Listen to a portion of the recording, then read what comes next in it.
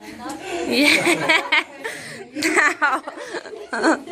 Come on, Uillian, now. Are going to talk about the issues regarding gene patents and food production from a global perspective. The focus of our presentation will be only on some countries, of which I will show you Canada. Thays will focus on Peru and Tanzania, and Uillian will highlight some interesting points about Indian area.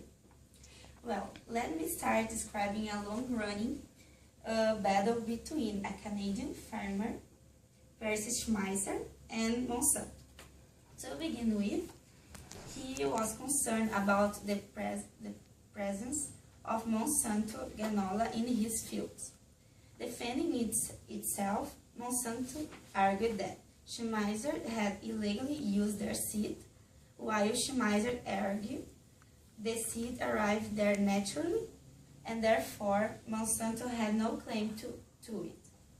Eventually, the courts preserved Monsanto's ownership claim, but ruled that Schmeiser didn't have to pay any damages. From this story and the Canadian perspective, it's apparent that GM food technology often creates conflict in the agricultural industry. Now Thays will investigate if there are other problems involving GM food in Peru and Tanzania. Thank you, Carol.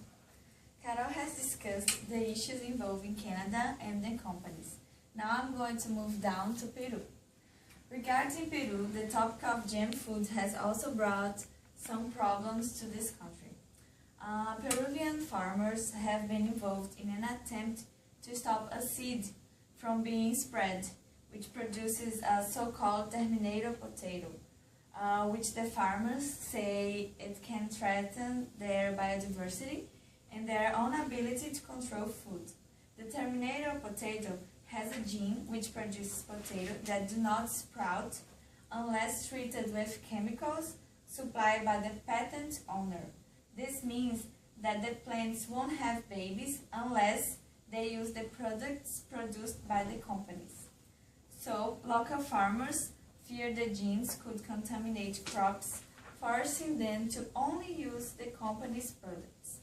On the other hand, in Tanzania, an African country which suffers severe water shortage, GM food has helped significantly. A foundation which aims to optimize water efficiency has developed a drought-tolerant African corn by combining genes and using GM techniques. The corn seeds are going to be royalty-free to small-scale farmers, and so GM food can help this country by mitigating the shortage of food. Now it's over to Uillian to come back and talk about India and then conclude. Okay. Thank you.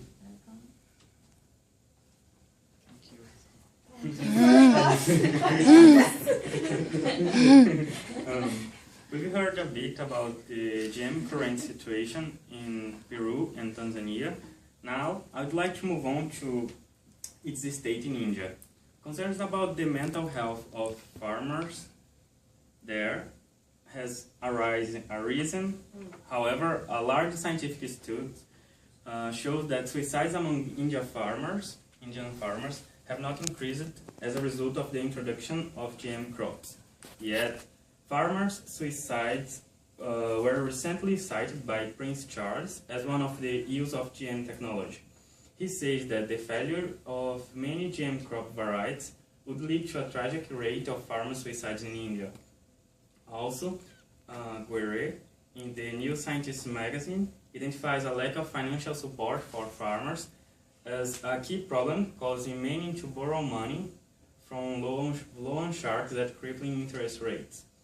From the story and the India perspective, it is clear that GM technology has also created some catastrophic events to sum up, it is true that most countries we've looked at today have been suffering problems with the use of GM technology. Our group has arrived at the following conclusions about its negative side effects. Firstly, that there are a lot of competition between farmers and companies, and this can negatively affect the local income. Secondly, that as GM seeds are sterile, the farmers would rely on GM companies forever. And finally, we still don't really know how the GM food can affect the environment in a long-term period. Thank you for listening, and we hope you found our talk informative and perhaps even revelatory. Thank you.